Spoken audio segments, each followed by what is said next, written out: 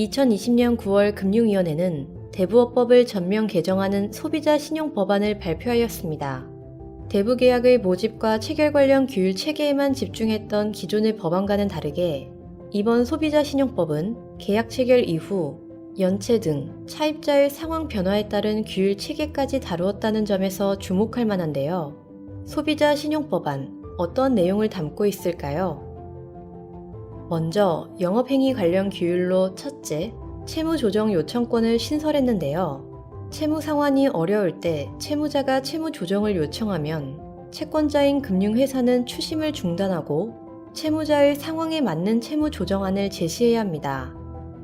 둘째, 채무자의 추심 부담을 경감하기 위해 채무 조정을 요청한 경우와 채권 채무 관계가 불분명한 채권에 대해서는 추심을 금지하고 추심을 위한 연락의 총량과 방식에 제한을 두었습니다. 셋째, 채무자의 연체 부담을 줄이기 위해 금융회사가 기한 이익을 상실시키려고 할 때 채무 조정이 가능하다는 사실을 채무자에게 사전에 고지하도록 의무화하였고, 기한 이익 상실 후에는 채무 금액 전체가 아닌 상환 기한이 도래한 부분만 연체 가산이자를 부과하도록 했습니다. 넷째, 원채권 금융회사가 부실채권을 위탁 추심하거나 매각할 경우 수탁 또는 매입 대상자에 대한 적격성 심사를 의무화하고, 이들이 위법 행위를 할 경우 원채권 금융회사도 함께 손해배상 책임을 부담하는 등 원채권 금융회사의 채무자 보호 의무를 강화하였습니다.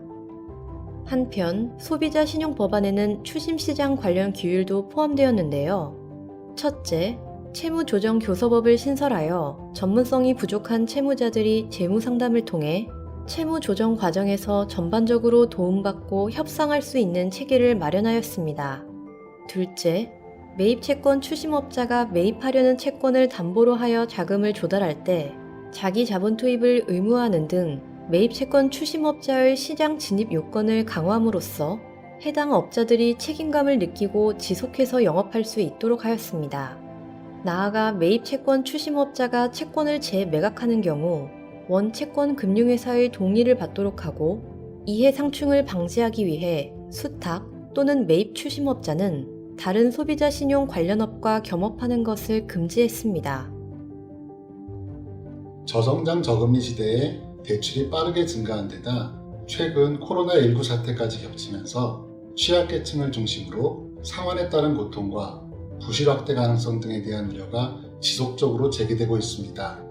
이러한 상황에서 불가피하게 연체나 채무 불이행이 발생하는 채무자에게 금융회사들이 고객 배려 의무를 다하도록 하는 것이 무엇보다 중요해졌고, 이를 실행시켜 줄 수 있는 것이 바로 소비자 신용법이라 생각됩니다.